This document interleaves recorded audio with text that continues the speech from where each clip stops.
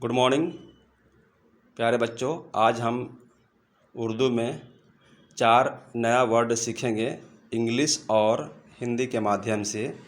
और वो 4 word alphabet के हिसाब से बात करें तो ABCD वाले अल्फ़ाबेट में GHIJ है ना, G और H, I और J अल्फ़ाबेटिकल वो 4 वर्ड, और उसका मीनिंग होता है उर्दू में अमरूद, मुर्गी और बर्फ़ और जग।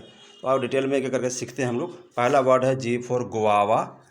यह है गुआवा, और गुआवा को हिंदी में ऐसे प्रोनाउंस करेंगे गुआवा। उसका मीनिंग होता है अमरूद, और अमरूद उर्दू में लिखते हैं ऐसे अमरूद, और उसको तोड़ के लिखेंगे अमरूद में 5 हरफ हैं, अलिफ मीम रे वाव दाल, सबको जोड़ देंगे तो वैसे बनेगा अमरूद, अलिफ मीम रे वाव दाल। दूसरा वर्ड हो गया हेन। हेन मुर्गी, मुर्गी और जोड़ दिए तो मुर्गी। आइस, आइस बर्फ़, बर्फ़ बे रे फे, बे में रे जुड़ गया, और रे के बाद में दूसरा वर्ड कुछ भी टच नहीं करता, इसलिए फे अलग से। देखो यहाँ पे रे के बाद वो गैन था, गैन टच नहीं किया। यहाँ पे रे के बाद में वाव टच नहीं किया।